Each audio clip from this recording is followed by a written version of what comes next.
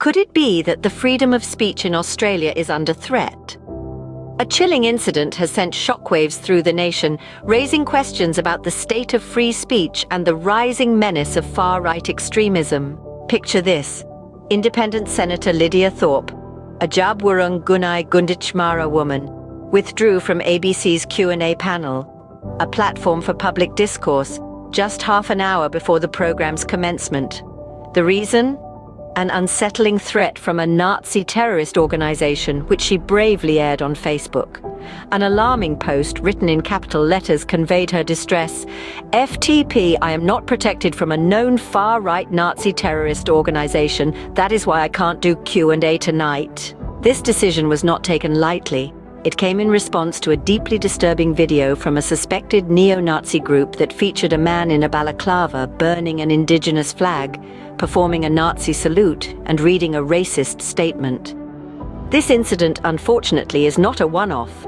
Senator Thorpe has been at the receiving end of such threats before, leading her to question the efficacy of the Australian Federal Police and Victoria Police's response to this extremist menace. During the Q&A program, the absence of Senator Thorpe was palpable. Questions directed at her were answered by other panel members.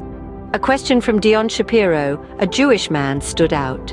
He questioned Senator Thorpe's focus on the Palestinian cause, while she remained quiet about the threats faced by the Australian Jewish community.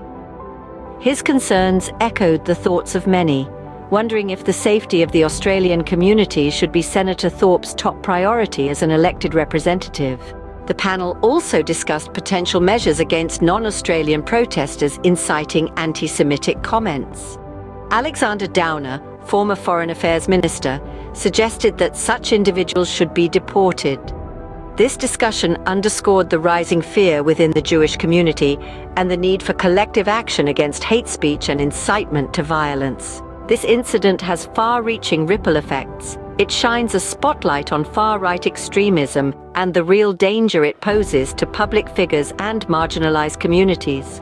The video that prompted Senator Thorpe's withdrawal is a haunting testament to the disturbing content circulated by these extremist groups, a direct assault on Indigenous Australians and their culture. While the concerns raised by Dion Shapiro about rising anti-Semitic sentiments cannot be dismissed, it is clear that the battle against hate and discrimination is a collective one. The balance between freedom of expression and the responsibility to protect communities from hate speech is a delicate one, requiring measured action in line with the principles of human rights and due process. To wrap things up, Senator Lidia Thorpe's withdrawal from the Q&A panel due to security concerns illuminates the ongoing threat of far-right extremism in Australia. It underlines the urgency for increased vigilance and collective action against these extremist ideologies, ensuring the safety and well-being of all communities.